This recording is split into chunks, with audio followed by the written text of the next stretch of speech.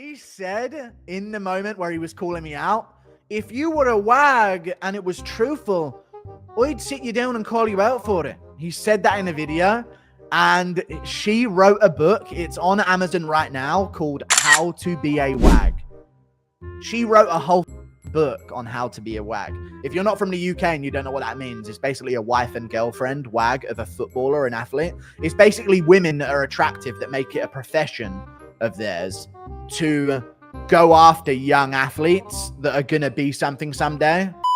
Guys, I forgive Ian Garry. Look, I know that he lives with his wife's ex-husband, but it's okay. We forgive him. We forgive you, Ian Garry. Is this nigga serious? At UFC 298, he's gonna lose to Geoff Neal. This is a huge step up in competition for Ian Garry. And look, there's a good chance that Ian Garry gets knocked out cold in this fight, because Geoff Neal is one of the heaviest punchers at welterweight. Ian Garry has to make sure his defensive abilities are on point for this fight, because it doesn't take that many shots from Geoff Neal to push you out cold.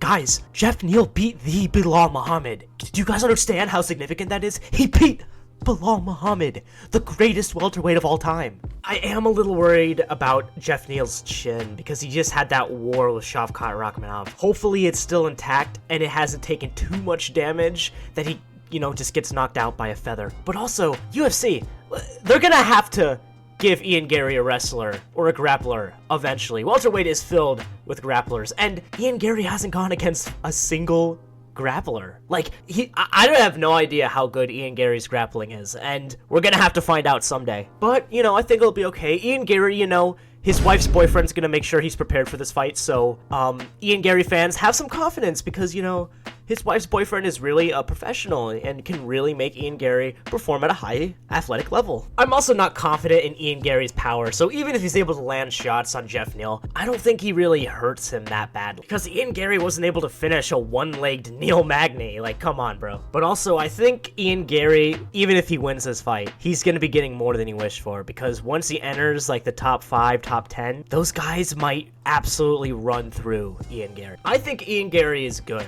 right?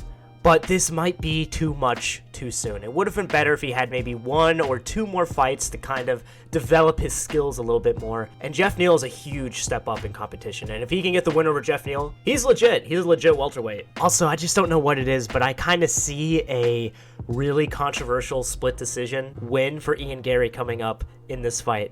I feel like we could get a Jared Gordon versus Paddy Pimblett repeat in this matchup. But what do you guys think? Do you guys agree with me? Do you guys agree with my awesome based take? Or do you disagree with me? And if you disagree with me, please let me know in the comments below why you disagree with me. If you like this video, please like, comment, subscribe to the LSFC YouTube channel. Goodbye! Have a great rest of your day.